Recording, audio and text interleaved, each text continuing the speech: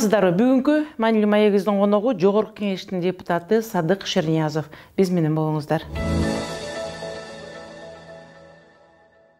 Саламатсызбы, Садык мырза? Студиябызга куш келиптирсиз.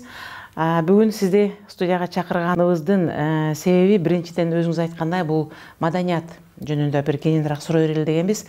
Бул алгачкы сурообуз. Сиз акыркы Курманжандатка тасмасын тарткандан кийин элде бир топ бир патриоттук сезимдер, ошол тарыхка кайрылуу, биздин салт сананы, улутубуздун бир көрөнгөсүнө кайра бир кайрылгандай болдук эле. Ал нерсе бүгүнкү күндө кичине алыстап бара жаткан сатат. Дагы фильм тартуу боюнча ой максатыңыз барбы? Ошол боюнча бир коомчулукка азын-аулак айтып кетсеңиз. Ой максат бар. Мына Манас темасына кайрылсак деп жүрөбүз. Албетте бул чоң, зор, анын үстүнө биз үчүн өтө ыйык тема. Бул боюнча ойлорду бышырып, бул боюнча ушул жоро жолдош достор менен сүйлөшүп, себептегенде буга чоң каражат керек. Манас темасынын баарын тартуу албетте бүгүнкү күндө мүмкүн эмес. Бирок бир кандайдыр бир баштапкы этапынан баштаса болчудай деген ойдобуз. Ошол ой менен айтып атабыз бул ойлорубузду. Көпчүлүк учурларда жогорку жактан дагы түшүнүүлөр бар, бирок азырынча токтоп турат. Буюрса мүмкүн башталып кетсе, анда бул биздин улуу эпосубузга ошол кино тасма түрүндө дагы кайрылуу жолу болот деген ойдобуз да. Бул нерсенин негизги бир жетишпеген жактары бул каржы маселеси болсо дагы керек деп. Ооба, каржы маселеси, биз ушул каржы маселесине келгенде парламент болобу, мейли өкмөт болобу, баягы популисттик ойлорго да берилип кетип жатканыбыз бар да. Себептегенде мына эл кыйналып жатат, элге мектеп керек, жол керек, бала бакча керек, оорукана керек, билим керек, дагы башка керек деген нерселерге алынып кетип атканыбыз. Ошону менен катар биз руханий багыттагы өзүбүздүн мыкты позициябызды алдырбаш керек. Эгерде бул нерсе түшүп кете турган болсо, ылдый кайта көтөрүп чыгуу өтө кыйын болот да. Мисалы, ошол эле Англияны алсак, мүмкүн Шекспирдин убагында деле, мүмкүн Даниэл Дефонун убагында деле, мүмкүн Артур Конан Дойлдун убагында деле мыкты боксчулар же болбосо мыкты дагы болгон чыгар, бирок алардын көрдүңүзбү, биз билбейбиз аларды. Мисалы, биз Хемингуэйдей аларды айта албайбыз, же Стивен Кингдей аларды айта албайбыз да. Анткени ушундай чыгарма гана ал түбөлүктүү болот. Бир кезде ушул Микеланджелонун убагында же болбосо Рафаэлдин убагында деле мыкты жанагындай болгон чыгар. Бирок биздин азыр биз баягы убактылуу нерсеге алынып кетип атабыз да. Убактылуу нерсеге алынып кетип, мына элдин маанайы дагы ошондой кыска убактылуу нерселер менен алагды болуп, анан ал оору парламентке да жугуп, өкмөткө да жугуп, анан жамаачы менен, мындайча айтканда, жамаачы синдрому менен ооруп келе жатканыбыз кейтет да. Биз түбөлүктүү да карашыбыз керек. Эгерде Кыргызстан, кыргыз түбөлүктүү болот десе, түбөлүктүү нерселер бар, жанагы мен айткандай. Мына ошол нерсеге карашыбыз керек. Мүмкүн парламент менен бийликтен элге жукту, элден аларга эмес. Бул жагында бир тагыраак карап өтүш керек. Бул боюнча кое туруңуз, сиз айткандай мен жооп берип коюшум керек. Биз парламентти, өкмөттү айтканда, биз мына ушул парламент бизге жаман нерсе жуктуруп атат, өкмөт нарса жаман жуктуруп атат дегенде дагы ойлонуп көрүшүбүз керек. Бул парламент бул элдин күзгүсү. Парламентте канчалык кесебирлер, канчалык алдамчылар, канчалык паракорлор же болбосо канчалык интеллектуал азыраак болсо, парламент кудум ошондой болот. Түшүнүп анткени парламент бул элден чыккан уюм. Ошону эл өзү ошол күндүн баатыры кылып шайлап берип атат. Ошондуктан бул жерде ал эми ошол шайлангандар албетте барганда ошол жоопкерчиликти сезип, мына ошол нерсени алдыга алып кетиш керек да. Бүгүнкү күндө биз жанагы жаманчы синдром, бул мисалы бүгүн биз уран жөнүндө кыйкырып атабыз. Көрүп атасызбы? Бир кезде куптар жөнүндө кыйкырганбыз. Анан ойлонуп келсек, азыркы мисалы өкмөт башчылары айтат, буну тиги өкмөт бизге калтырган. Мына бүгүн дагы кечээ күнү Орусия менен 6 миллиардка кол койдук деп атабыз. Мүмкүн ал жакта дагы эмки өкмөт башчыларында калган белектер болуп чыгат кийин. Түшүнүп атасызбы? Ошон үчүн биз жанагындай түбөлүктүү темага кайрылмайынча, акыл эсти өстүрмөйүнчө, ошол коомдун, ошол барып анан кийин парламентке жугат. Анан парламенттен өкмөткө жугат да. Бирок өкмөт менен парламент дагы өзүнүн лидерлик позициясын кармап элди алып кетиш керек. Бирок тилекке каршы бүгүн парламент деле элдин айтканын ыктайт көбүнчө. Алар коркушат, эртең биз добуш албай калабыз. Кечеүнкү мен маданият жөнүндө айтканымда ал бир эле мисалы өкмөттү жамандоо эмес да, ал өзүбүздүн парламентти дагы айтып отурубуз. Ошол учурда дагы элди кандайча кылып демин алып чыгып кетиш керек, жолдорун табыш керек жөнүндө айтылды да сөз, эгер чынында түшүнгөн кишиге. Ошондуктан биз баарыбыз бир кайыктабыз. Түшүнүп атасызбы? Бирок сиз туура айтасыз. Ушул парламент, ушул эгерде өзлөрүнүн колунан келбесе, алар жок дегенде руханий инсандардын атын чыгарып, ошо руханий инсандар менен чогуу иштеп, ошолор руханий инсандар адам элдин акыл эсине дем берип, күч берип алып кете турган болсо, күчтүү мамлекет, мыкты, өзүн сыйлаган, уяты бар, ар намысты бийик койгон инсандар чыккан мамлекет болобуз да. Анан кантип ар намыс бар деп айта алабыз? Кечээ күнү өкмөткө айтылды. Ошол өкмөттө билесиз, жакында эле министрдин орун басары канча миң доллар алып кармалып атпайбы? Демек, дагы элден чыккан да, деле бизден чыккан, биздин ичибизден чыккан инсан. Бирок көрүп атасызбы? Ар намыс бийик болбогон жерде, маданият болбогон жерде, намыс болбогон жерде, абийир болбогон жерде мындай нерсе дагы кайталана берет.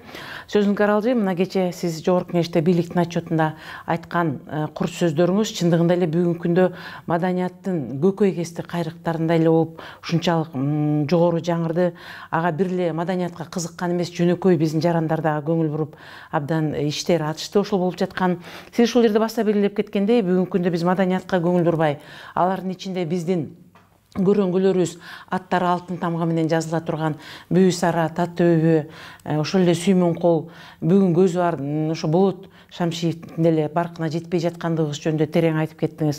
Эмне үчүн бүгүн биздин азыркы жаштардан, азыркы эталондон ошол адамдар сыяктуу бир көрүнүктүү эл ошол адамдын бир башкача кумир, бир башкача көз караш менен карай турган таланттар чыкпай жатат? Мунун себеби жакшы фильмдердин тартылбашыбы, же болбосо жашоонун бүгүнкү күндө жашоонун ыргагы ошондой болуп жатабы?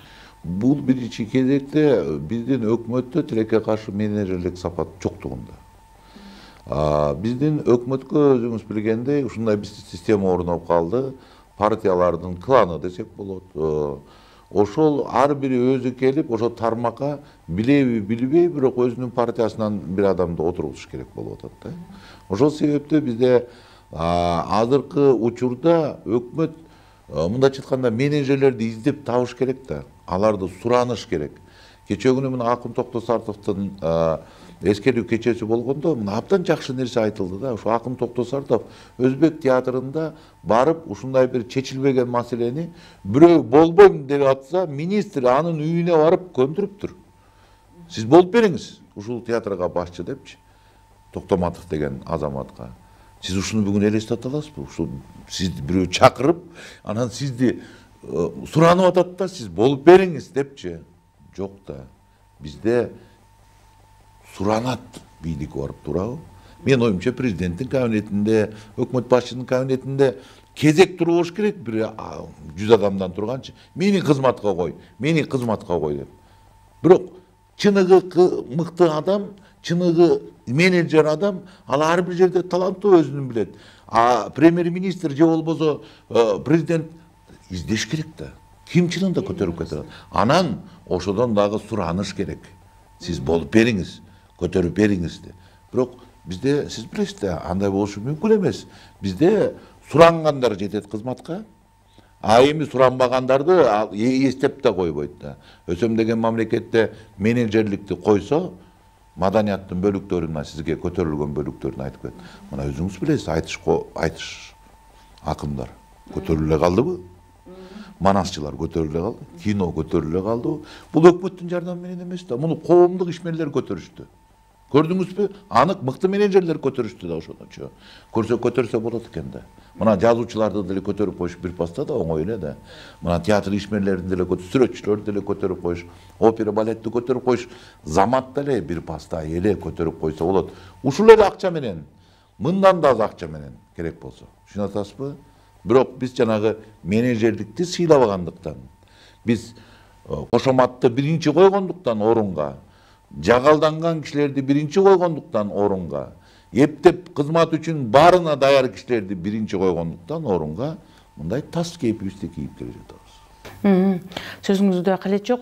Сиз жогоруда айткандай, бул кесипкөйлүк боюнча бул чыгармачылык кишилердин арасында дагы көптөн бери айтылып келаткан бир наразычылык. Мисалы үчүн филармонияга коюлган жетекчи бул ошол жалпы чыгармачылык топтун ички дүйнөсүн билген адам болуш керек. Ал эми театрга коюлган жетекчи бул театрды түшүнгөн адам болуш керек деген бир түшүнүк бар да бизде, негизи эле башынан ошондой болуп келатат. Мисалы үчүн опера балетти ал ошол жакты түшүнгөн, алардын ошол жердеги чыгармачыл адамдардын ички дүйнөсүн билген.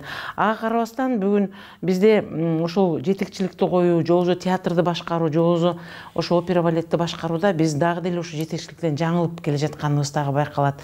Буга сиздин пикириңиз?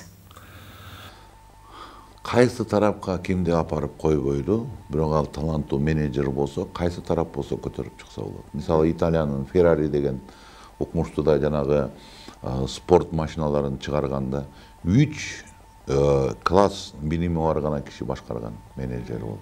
3 класс билими бар. Бирок ал таланттуу менеджер болгон. Американын гүлдөгөн доору экономика өскөн. Бул Рональд Рейгандын башкаруусуна туш келет да. Рональд Рейган актер болгон. Ал эч кандай саясатты билген эмес. Саясаттын тилинде сүйлөй алган да эмес ал. Түшүндүңүзбү? Ал актер болгон. Жакшы мыкты актер болгон. Эл аны колдоп, мындай кылды, президент кылды дагы, ошол маалда Америка гүлдөп өстү. Көрдүңүзбү? Таланттуу менеджер болсо, ал карабайт, ал театрды көтөрүш, филармонияны көтөрүш кеп бекен? Кеп эмес ал.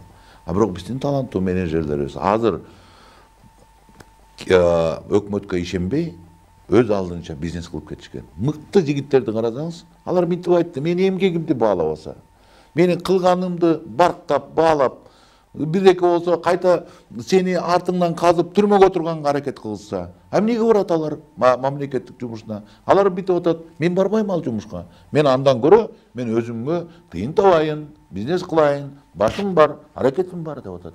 Көрүп атасызбы? Эгер ошол мыкты менеджерлерди биз ушул чыныгы өксүп калган багыттарга суранып алып келе турган болсок, сураныш керек алардан. Алардан жалдыраш керек, суранмакты.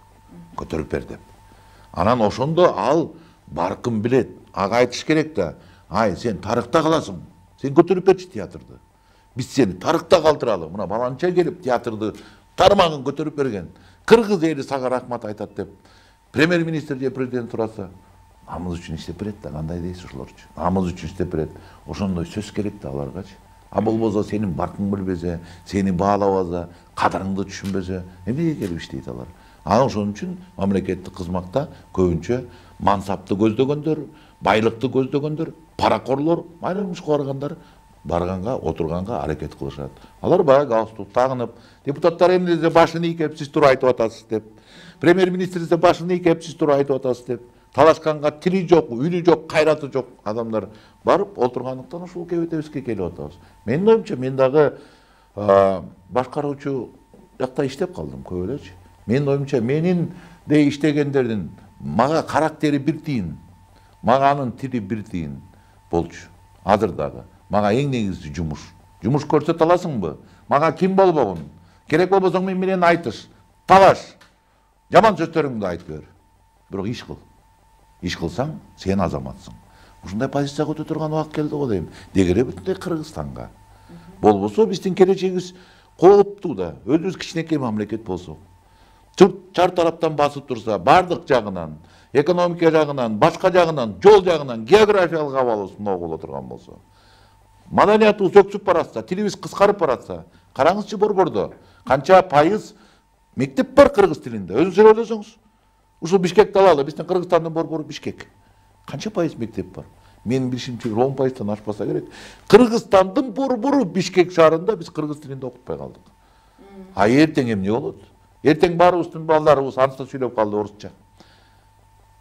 Мейли алар орусча сүйлөсүн, англисче сүйлөсүн, кыргыз тилин унутуп, кыргыз маданияты унутса, анда мамлекетте жок болот да ошол менен. Расул Гамзатов айткан, бүгүн кыргыз тили, Дагестан тили өлө турган болсо, дактардын тили өлө турган болсо, эне тилим өлө турган болсо, эртең өлө турган болсо, мен бүгүн өлүүгө даярмын деп какшап кеткен ошол Расул Гамзатов. Биз ушундай кейиштүү абалда турабыз да бүгүн. Бул түбөлүктүүлүк нерсе да. Анан эми жана уран казуу, ошол эле кумтөр, же болбосо тиги депутатты шайлоо, же болбосо тиги президентти шайлоо, же болбосо бул премьер-министр, ишенип коюңуз, бул убактылуу нерсе. Ой, шайладык биз президентти, 4-5 жолу шайладык. Премьер-министр биз 30 жолу шайладык.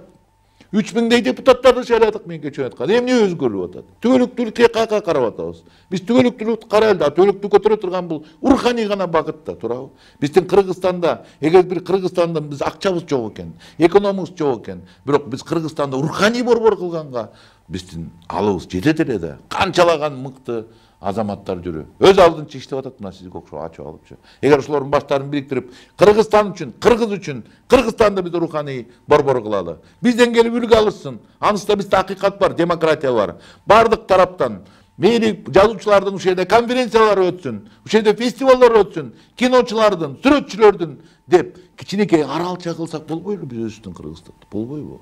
Жок деген ушу менен атыбыз чыгат да. Башка өлкөлөр ошондой бизди сыймыктанып карайт. Мына кыргыздар азаматтар, буларда акыйкат бар. Буларда жеңүүчүлөрдү чынында акыйкат деп ушул жакка келип, алар өздөрүнүн жазмаларында, кинолорунда, сүрөтүндө биздин мамлекет жөнүндө айтат да тура. Буга эмне акчанын кереги бар? Буга акчанын кереги жок да. Буга дук керек. Буга ошол билген адамдарга сураныш керек. Келгиле, Кыргызстанды биз экономика жагынан көтөрө албасак, биз тиги согуш жан же болбосо аскер жагынан биз көтөрө албасак, технология жактан көтөрө албасак, биз IT технологияны көтөрө албасак, биз деген самолетторду, корабльдерди, машиналарды кура албасак, биздин акыл эсибиз бар да биздин. Акыл эсибиз деңгээлибизде ишти кылып, бул жерден көтөрүп, мына башкалар ойгон элек да, башка мамлекеттер ойгон элек да, ушуну биринчи баштап кетсек болбойбу? Болот эле да. Болбой жатат, бирок көрдүңүзбү? Биз маданияттын кызматкерлерин, руханий инсандарды тебелегенден тебелеп, бүгүн жазуучумун деп айтыш жаштарга уят болуп калды.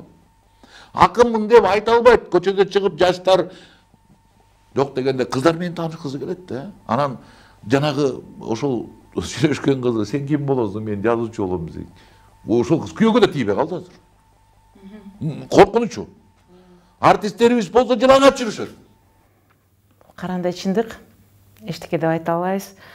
Бул нерсени ошо сизге окшогон кыргыздын аткулдары көтөрүп, чындыгында эле кечегидей мамлекеттик деңгээлде бул суроолорду койбосо, сиздин айткан сөзүңүздө калет жок, чындыгында эле жоголуп баратабыз. Тилибиз, дилибиз, салтыбыз, жакшы сапаттарыбыз. Дагы бир нерсени айтып кетейин дедим эле, мына кече жакында өзүңүз күбө болгондой, Аскат Акибаев жетектеген 2000 адам топ Арабияга барып, ошол жерде деген өздөрүнүн биздин кыргыздын салт санаа улуттарын көрсөтүп келди. Бирок коомчулуктун байкашынча бул нерсе кичинекей эле бир жабык нерсе менен калып, мамлекеттик деңгээлде болбой калгандай бир түр көрсөттү. Бул боюнча чыгармачыл адам катары сиздин пикириңиз кандай? Бул эң жакшы нерсе болду да. Мына ушул маданияттын экспорттолушу да чет өлкөгө. 1000дей адам, чыгармачыл 2000дей адам барып Кыргызстандын маданиятын, ошол байлыгы бар, мансабы бар. Алар Катарда ар бир төрөлгөн баланын счетуна бер жагы $30,000 салат да. Бирок алар бактысыз чорду беле. Алардын маданияты жок. Катардын. Бул менин сөзүм эмес. Бул ошол Американын эле изилдөөсүнөн чыккан сөз. Бул менин оюма келгенде айтып атты деп ойлобуңуз. Анткени маданияты жок эл бактысыз болот. Анткени бирдекени көрүп, бир нерсени алып, бир ырым-жырым салт санасы жок эл бактысыз болот. Ал канчалык чөнтөгүндө алтын куйулуп турса дагы. Мына барды дагы биздин жигиттер, Алтынбек Максутов баштаган, режиссер баштаган топ барды дагы оозун ачырып келди. Жаманбы? Жакшы да. Ошентип биздин мамлекеттен бир тиын албай. Карасаңыз, мамлекеттен бир тиын албай. Дагы да болсо бул жерде биздин өзүбүздүн кыргыз элибиздин кыргыз мамлекетинин алсыздыгы болду. Анткени бул нерсени биз КТРден, мамлекеттик каналдардан түз көрсөтүп болгондой берип турушубуз керек эле. Мага жеткен маалымат боюнча булар баардыгы буга жок деп жооп беришти. Эч ким бере алган жок. Бизде бар, бул дагы күйгөндөн айткан кеп да. 20 жылдан бери миллиондогон сом эмес, долларларды сарптадык айтыш фондуна. Сом эмес, мен кайталап айттым. Долларларды миллиондогон сарптадык. Акындык көтөрүлсүн дедик, манасчылык көтөрүлсүн дедик, кино көтөрүлсүн дедик. Жүздөгөн кинону тарттырдык. Кыска метражды кошкондо. 200дөн ашык айтыш фильм байга алып келди. Кээ учурда кыргыз фильми албаган байгелерди алып келип жатты. Көрсөтпөйт. Бизде ушундай, бизде мамлекет кээде көрө албастык мамиле кылат мындай нерсеге. Анткени мамлекеттен гана бөлүнгөн акчага тартылган нерсени мактангысы келет, жанында көрүп аткан нерсени көргүзү келбейт. Сиз өзүңүз билесиз, 20 жылдан бери айтыш коомдук фонду не деген жумуштарды аткарды. Мисалы ушул Америкада эле Азия фильм фестивалын уюштуруп эле оңойбу, мына 5-жыл өтүп атат бул жака. Казакстан $1 миллион алып келе албай жатат Анжелина Джолини Евразия кино фестивалына. Азия фестивалына өзү келип атат Анжелина Джоли. Бул жетишкендиктерди бизде көз кырынан алып салыш керек. Андай жетишкендиктерди бизде көрбөйт. Мен жанагы сөздү кимдин аты бар дегенде мамлекет жардам берип чыккан кимдин аты бар деп айткым келгенде, мамлекет кимге жардам берсе, мына аты чыккандар болот өзүнүн талант менен. Мына аты айдалып алчы. Өзүнүн эмгеги менен чыгып атат да ушул бала. Кыргызстандын жерегин көтөрүп чыгып атат, канчалаган жакшы нерселерди көрсөтөт. Биздин киночуларды алыңызчы. Жаштар албаган сыйлыктарды алып келип жатат чынындачы. Бирок мамлекет көргүзүү жок, айткызуу жок, ошолорду астыга коюп, ошолорду даңктап, ошолор менен сыймыктанып. Бизде жок. Мен билбейм, биз баарыбыз эле эчтеке жазбай эле колубузга жанагы боксер печатка азын мушташ керек болуп калды. Алардын бир жерин жака чапсаң келип президент кабыл алат. Bir gün önce kaçarsan gel prezident.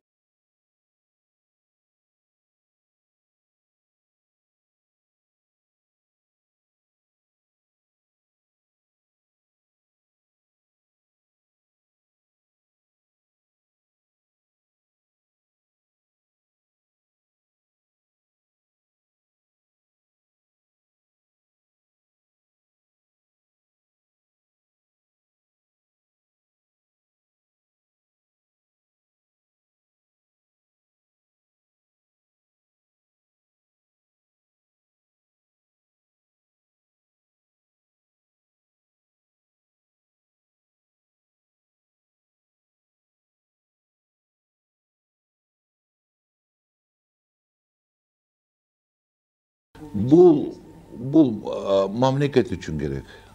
Мен сизге түшүндүрүп айтып берип коеюн.